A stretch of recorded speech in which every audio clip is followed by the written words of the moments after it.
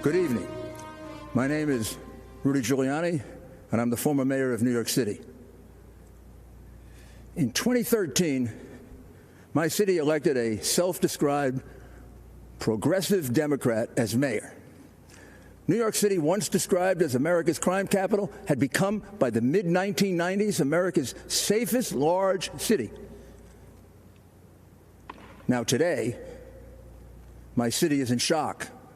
Murders, shootings, and violent crime are increasing at percentages unheard of in the past. We're seeing the return of rioting and looting. During riots, this Democrat mayor, like others, has often prevented the police from making arrests.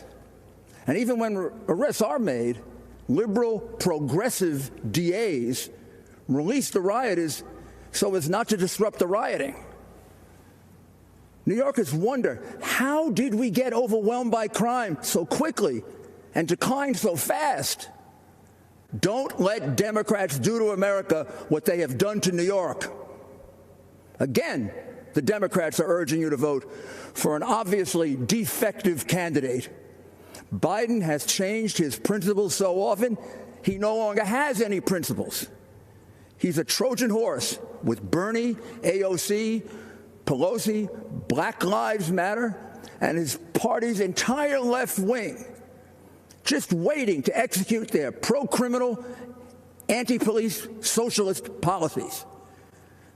The whole unprecedented wave of lawlessness began with a truly just cause: the unforgivable police killing of George Floyd in Minneapolis. Peaceful protests began all over the land. The condemnation of the killing was universal, from President Trump to Democrat leaders. It seemed, for a few brief shining moments, Democrat and Republican leaders would come together with a unified proposal to reduce police misconduct. This possibility was very dangerous to the left. They had a president to beat and a country to destroy. And although an agreement on action against police brutality would be very valuable for the country, it would also make President Trump appear to be an effective leader. They could have none of that. So Black Lives Matter and Antifa sprang into action, and in a flash, they hijacked the peaceful protests into vicious, brutal riots. Soon, protests turned into riots in many other American cities, almost all Democrat. Businesses were burned and crushed, people beaten, shot and killed, police officers routinely assaulted, badly beaten, and occasionally murdered, and the police handcuffed by progressive Democrat mayors from doing anything but observe the crimes and absorb the blows. But the worst of it was the slaughter of innocent young people with their whole lives ahead of them. The murder of 4-year-old LeGrand Talfaro in Kansas City shocked the nation, but not Black Lives Matter or their many Democrat supporters. 17-year-old basketball star Brandon Hendricks was killed in the Bronx just days after graduating high school and on his way to St. John's to play basketball. He passed with only a brief mention.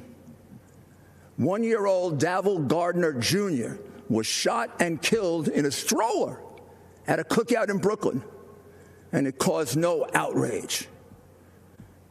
For President Trump and for us Republicans, all Black lives matter, and the lives of LeGrand and Brandon and Davil matter to us. All lives matter to us. These continuous riots in Democratic cities gives you a good view of the future under Biden. All 5 of the top cities for homicides, like the top cities for rioting and looting, are governed by progressive Democrats, using the progressive Democrat approach to crime, which is to do nothing substantive to reduce it, to release prisoners, as many and as soon as possible, and to go to war with the police, the only group with the capability to protect your citizens.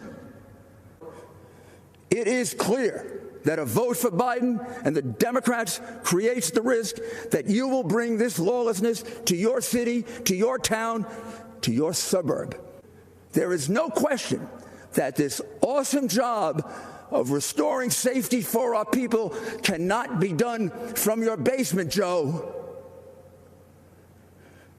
There's also no question that President Trump will fight with all his strength to preserve the American system of government and our way of life. In critical times in our history, America has always been blessed with the right person to handle the crisis. Washington, Lincoln, Roosevelt, Reagan were perfect for the challenges they faced and brought our nation through gloriously. President Trump, with his boundless love of our country and all our people, his disciplined work ethic, his exceptional ability to inspire, and his deep understanding of our system of government and the strength of American values is the man we can trust to preserve and even improve our way of life. Mr. President, make our nation safe again.